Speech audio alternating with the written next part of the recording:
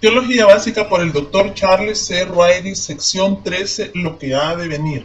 Capítulo 87, poblando el reino milenial. 1. El problema. Cuando el milenio comience, tiene que haber personas vivas con cuerpos no resucitados que puedan tener hijos y poblar ese reino. Todos los premilenialistas concuerdan con esto. El milenio no solo abarca el reinado de Cristo con sus pueblos, quienes entonces tendrán cuerpos resucitados, sino también el reinado de Cristo sobre las personas de la tierra que tendrán cuerpos no resucitados. Si hubiese solo santos resucitados en el reino, entonces no habría muerte, ningún aumento de población y ninguna diferencia de edad, de las cuales cosas hay indicaciones de que estarán presentes en el reino. Isaías 65:20, Zacarías 8:5, Apocalipsis 20:12. Puesto que las personas resucitadas definitivamente no se propagan, no habría forma de poblar el reino, a no ser que algunas personas no resucitadas entraran en el milenio. Por tanto, todos los premilenialistas ven la necesidad de que algunos adultos sobrevivientes de la tribulación no sean llevados al cielo al final de la misma, sino que entren en el milenio con cuerpos no resucitados a fin de que sean los primeros progenitores de la población milenial. 2. La solución pretribulacional. El entendimiento pretribulacional de los eventos futuros satisface fácilmente esta necesidad. El rapto ocurrirá antes de la tribulación y serán llevados todos los redimidos que estén viviendo en la tierra en ese tiempo, pero muchos serán salvos durante la tribulación. Apocalipsis 7, 9 y 14. Incluso un grupo específico de 144,000 judíos, versículo 4, de los salvos durante ese periodo horrible, muchos serán martirizados. Mateo 25:34, Zacarías 14:11. Los componentes del grupo inicial que entrará en el milenio no solo tendrán cuerpos naturales, sino que también serán personas redimidas que voluntariamente se someterán a la voluntad del Rey. Con el tiempo nacerán bebés y llegarán a ser adultos. Algunos recibirán a Cristo en sus corazones, otros no. Pero todos tendrán que mostrar lealtad al gobierno del Rey o sufrir las consecuencias. Para el final del milenio habrá innumerables rebeldes. Estos le habrán dado obediencia externa al Rey, pero cuando Satanás, después de ser soltado, les dé la oportunidad, se unirán a su revolución contra Cristo. Apocalipsis 27 al 9. Así que en el entendimiento pretribulacional de estos eventos futuros, los primeros padres en el reino milenial serán los sobrevivientes redimidos, pero no resucitados, de la tribulación, las ovejas de Mateo 25:34 y los fieles sobrevivientes judíos de Ezequiel 20:38. 3. La solución post-tribulacional. En contraste, está la idea post-tribulacional. La iglesia, por supuesto, pasará por la tribulación. Aunque algunos serán martirizados, muchos serán protegidos y sobrevivirán. Los 144,000 judíos y la gran multitud de Apocalipsis 7 están incluidos en la iglesia. Al final de la tribulación, todos los creyentes vivos serán arrebatados y regresarán inmediatamente a la tierra en los eventos simultáneos del rapto y la segunda venida. Esto parece que eliminaría de la tierra en este punto de tiempo a todos los redimidos no resucitados, de modo que no quedaría nadie para comenzar a poblar el reino. Si los sobrevivientes impíos han de ser matados o enviados al Hades al final de la tribulación, entonces no quedará nadie con cuerpo no resucitado para entrar en el milenio. Por tanto, el post-tribulacionista tiene que hallar a algunos que no sean salvos cuando el rapto comience, pero que lo sean al tiempo de concluir ese evento instantáneo del rapto, segunda venida. ¿Cuánto tiempo hay para eso? O tiene que permitir que los progenitores iniciales del milenio sean personas no salvas, que en alguna forma no sean ni matados ni juzgados en o después de Armagedón. Esas son las únicas opciones de que dispone el post-tribulacionista para encontrar progenitores mileniales. Tenemos que recordar otro detalle en este punto. La población milenial incluirá tanto a personas judías como gentiles, Isaías 19, 24 al 25. Así que la primera generación tiene que estar compuesta de ambas razas, pero un rapto post-tribulacional se llevaría a todos los que pudieran ser padres redimidos mileniales de toda raza. Y los juicios de la segunda venida destruirán a todos los posibles progenitores mileniales no redimidos de toda raza. ¿De dónde pues vendrán esos progenitores? La mayoría de los post-tribulacionistas no intentan dar respuesta a esta pregunta. Puede que esto se deba a que usualmente los post-tribulacionistas no relacionan en forma ordenada los detalles de su sistema. Pintan un cuadro del futuro con brocha gorda, no con finos detalles. Los post-tribulacionistas no patrocinan conferencias acerca de profecía en las cuales se espera de sus oradores que describan muy específicamente el sistema que promueven. Algunos post-tribulacionistas puede que nunca hayan visto esta cuestión como una cuestión simplemente porque nunca han analizado sistemáticamente y en detalle su bosquejo de los eventos futuros. Pero sea cual fuere la razón, la mayoría de ellos no encaran esta cuestión. Robert Gundry es una excepción. The Church and the Tribulation, Grand Rapids, Sunderland, 1973, páginas 81 al 83, 134 a 139 y 163 a 171. Su respuesta es doble. Los progenitores judíos de la población milenial provendrán de los 144.000 que no serán salvos en algún tiempo durante la tribulación, sino al final. Página 83.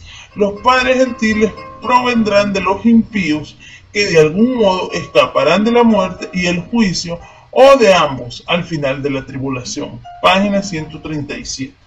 Aquellos impíos son los que se quedan en Mateo 24, 40 y 41, en contraste con aquellos llevados en el rapto post-tribulacional. Él dice, una destrucción parcial dejaría a un remanente de no salvados para poblar la tierra milenial. Página 137. Además es necesario hacer un ajuste en el tiempo del juicio de las ovejas y los cabritos en Mateo 25, 31 al 46, si el cuadro post-tribulacional es el correcto. La razón es simple. Si el rapto ocurre después de la tribulación, entonces todas las ovejas redimidas habrían sido removidas de la tierra y no quedarían ovejas para participar en ese juicio. Si ocurre a la segunda venida, que con el rapto constituye un solo evento, no hay forma en que el rapto pueda remover a las ovejas y aún así tener ovejas presentes en la tierra para ser juzgadas inmediatamente después del rapto. Así que o el rapto no puede ser post-tribulacional, o el juicio de las ovejas y los cabritos tiene que ser después de la segunda venida. Gundry lo coloca después del milenio. Tenemos que examinar tres cosas que son necesarias a la respuesta post-tribulacional. A.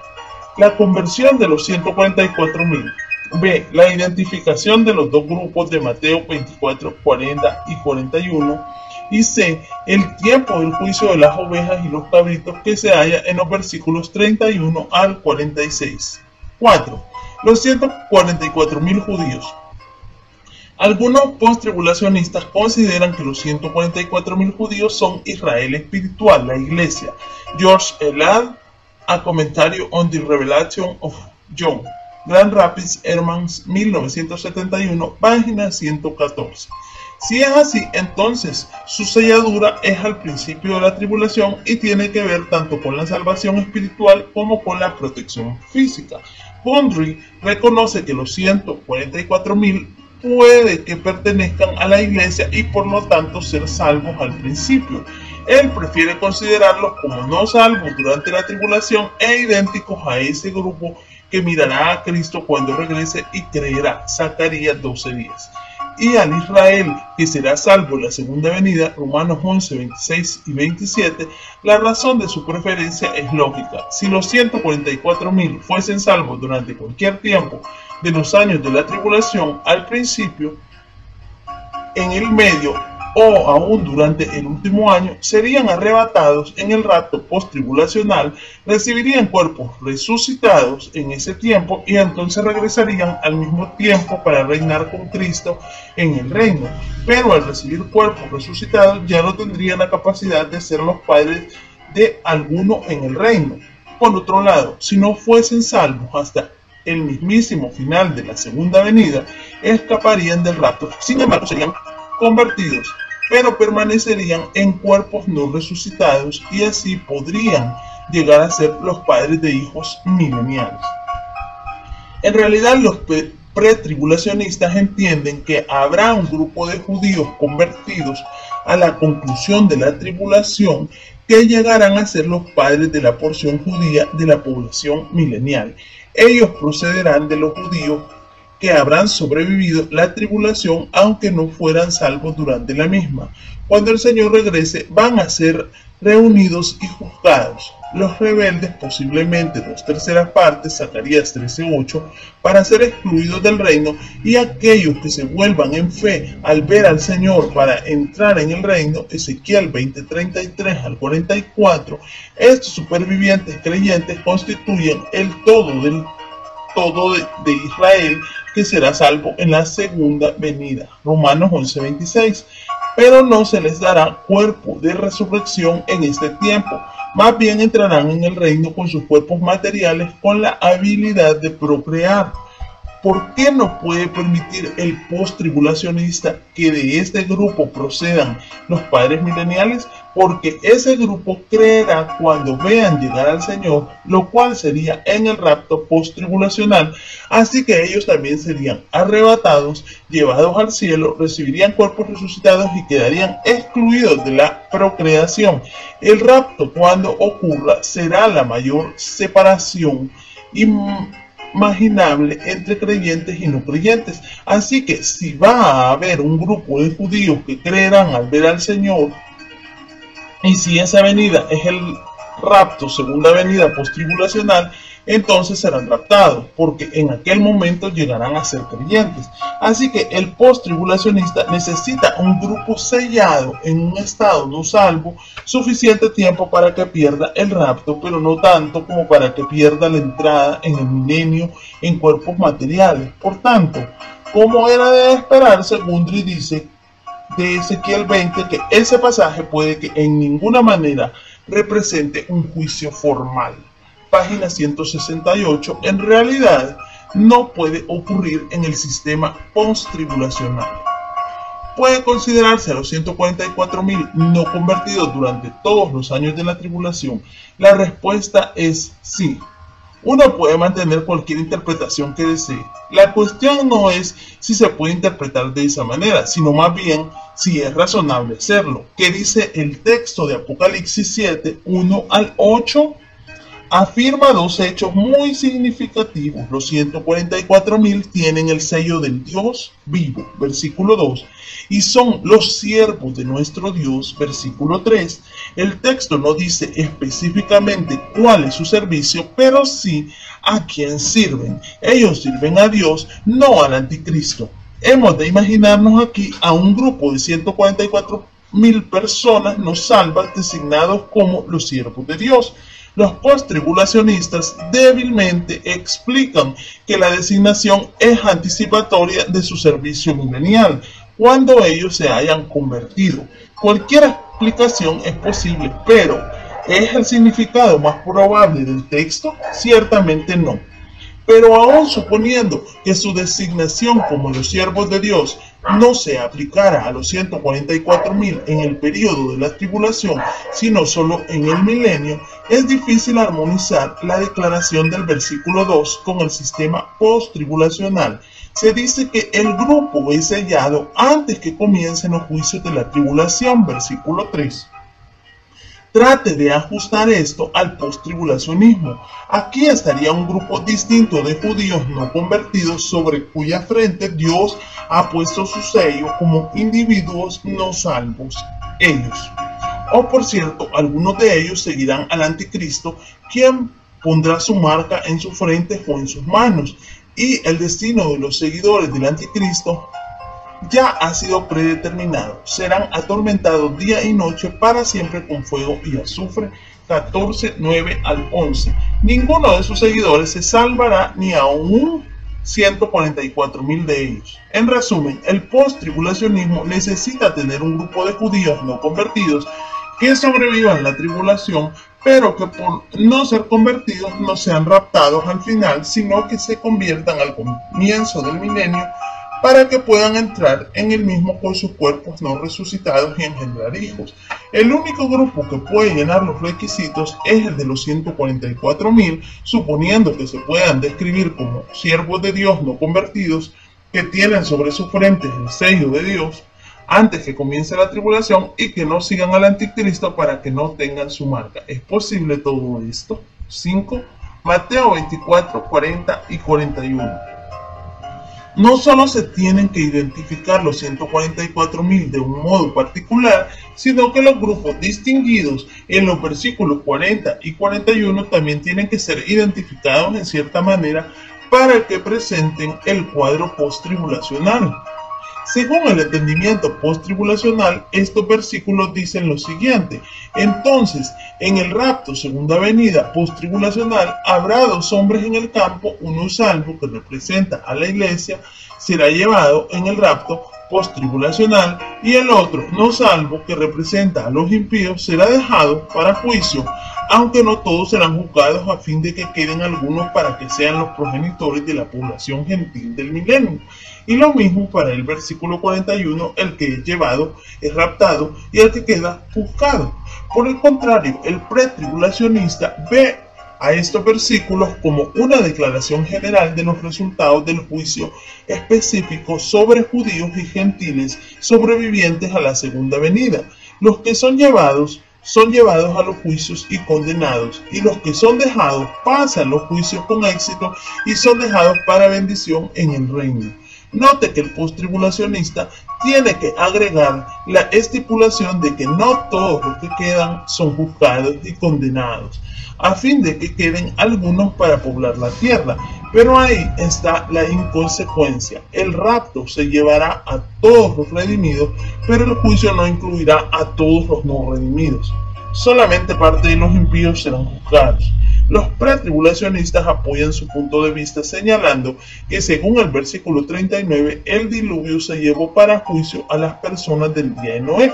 Por lo tanto, aquellos llevados a la segunda venida también serán llevados para juicio. Los postribulacionistas observan que se usa una palabra diferente para los llevó en el versículo 39 que en los versículos 40 y 41, lo que indica dos diferentes clases de ser llevado. El versículo 39 para juicio, pero los versículos 40 y 41 para el cielo en el rapto. Ellos corroboran este argumento señalando que la palabra en los versículos 40 y 41 es la misma que se usa para describir el rapto en Juan 14:3. Os tomaré a mí mismo. Las dos interpretaciones se presentan así. Interpretación pretribulacional: llevados a juicio, dejados para bendición en el reino, en cuerpos no resucitados para procrear. Interpretación postribulacional: llevados al cielo en el rapto postribulacional, dejados para juicio, pero solo en parte serán juzgados, para que el resto pueda entrar en el reino con cuerpos no resucitados. Los pretribulacionistas notan que en Juan 19:16, la misma palabra usada en Mateo 24:40 y 41, supuestamente acerca del rapto, según los postribulacionistas, se usa en cuanto a llevar al Señor al juicio, así que obviamente pudiera significar juicio en los versículos 40 y 41, como enseña el pretribulacionismo. La discusión acerca de las palabras va de un lado para el otro. ¿Qué podemos concluir? Simplemente que las palabras en sí mismas no conducen a conclusión alguna, pero el debate tiene solución. Puede arreglarse fácilmente mirando el pasaje paralelo en Lucas 17:34 al 37. donde el Señor da la misma advertencia concerniente a uno ser llevado y al otro dejado. Sin embargo, Lucas agrega una pregunta que hicieron los discípulos. ¿Dónde, Señor? Ellos le preguntaron que a dónde se llevarían a los que se llevaran. Ellos no preguntaron que dónde se quedarían los que quedaran. Si el Señor tuvo la intención de que nosotros entendiéramos que los llevados serían llevados en el rapto, como enseña el post-tribulacionismo, habría respondido que al cielo o a la casa del Padre o alguna expresión similar, pero su respuesta expresó que serían llevados a algún lugar bastante opuesto a un cielo deleitoso. Su respuesta fue: donde estuviera el cuerpo, allí se juntarán también las águilas. La respuesta de Cristo es un proverbio referente a águilas que se aparecen, quién sabe de dónde, cuando muere un animal. ¿A dónde serán llevados?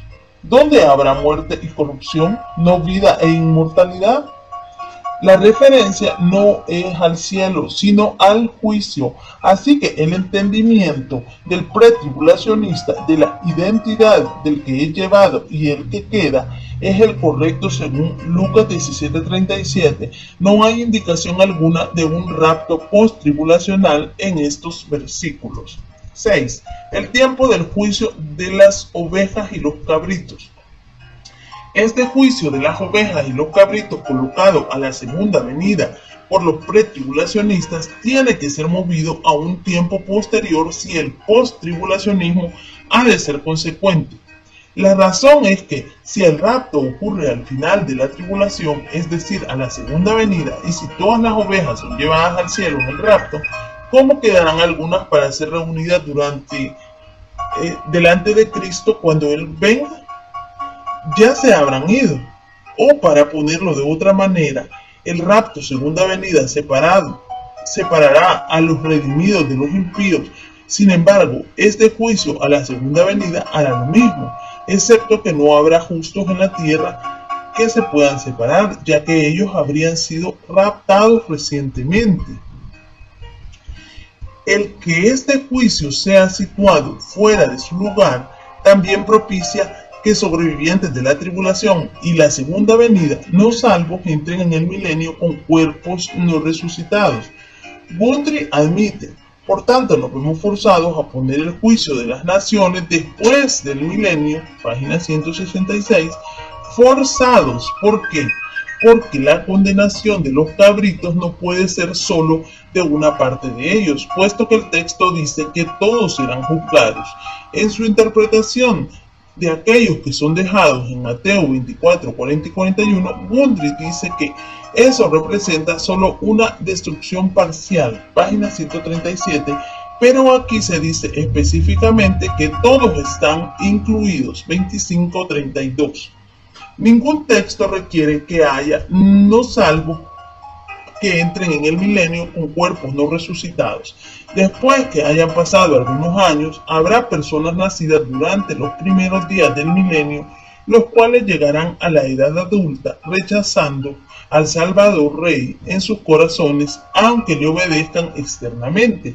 Pero ningún texto requiere que haya personas no salvas entre los sobrevivientes de la tribulación que entren en el milenio. Zacarías 14:16, usado algunas veces para respaldar esta idea, se refiere a la primera generación de ciudadanos mileniales que pasaron por los juicios como redimidos, no rebeldes, y quienes de su propia voluntad van a Jerusalén a adorar al Rey.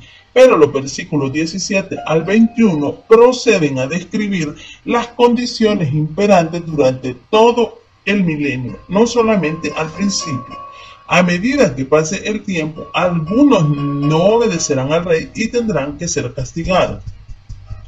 Quizás la razón más apremiante para que el post-tribulacionista mueva este juicio hasta el final del milenio no sea tanto el propósito de introducir cabritos en el milenio como el de tener ovejas en el juicio mismo.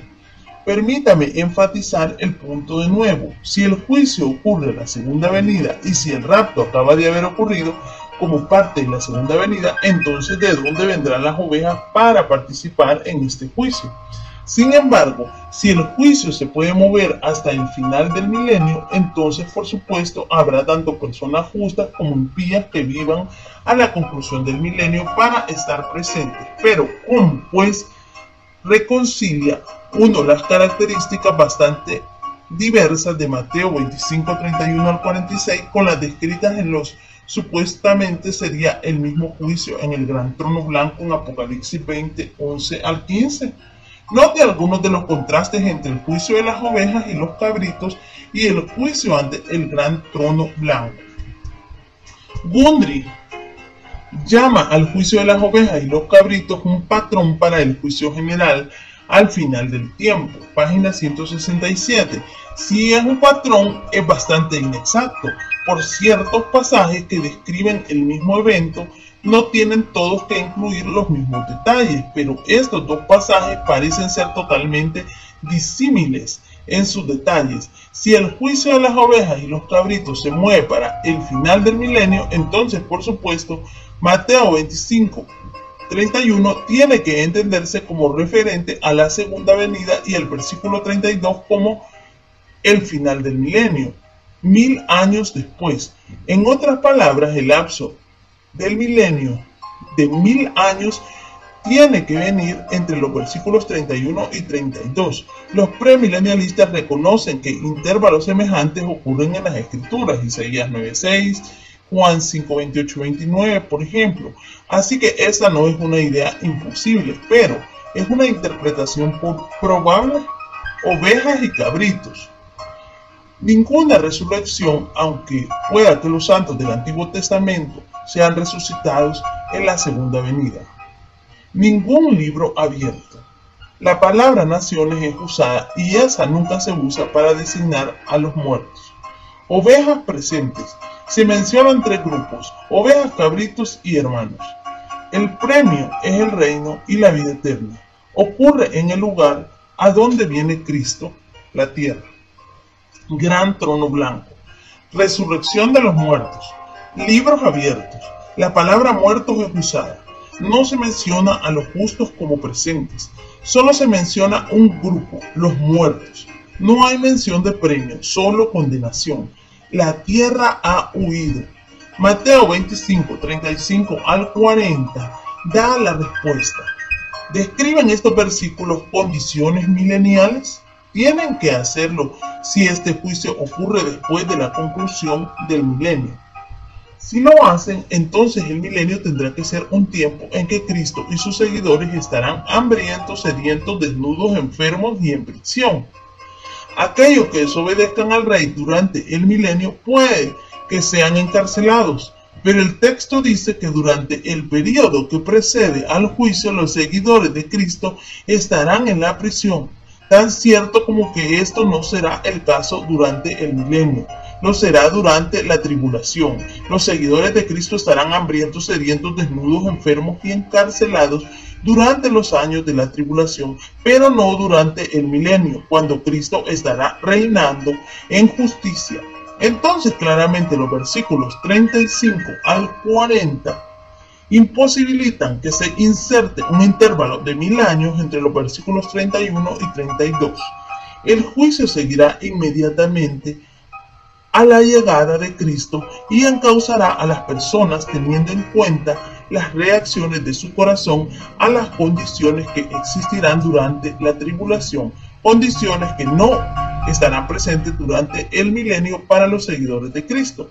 7. Conclusión. ¿A dónde hemos llegado en nuestra discusión? A la conclusión de que los post-tribulacionistas no pueden dar respuesta a la pregunta ¿quiénes serán los progenitores de la población milenial? Por cierto, el post-tribulacionismo ofrece ideas basadas en sus preferencias al respecto.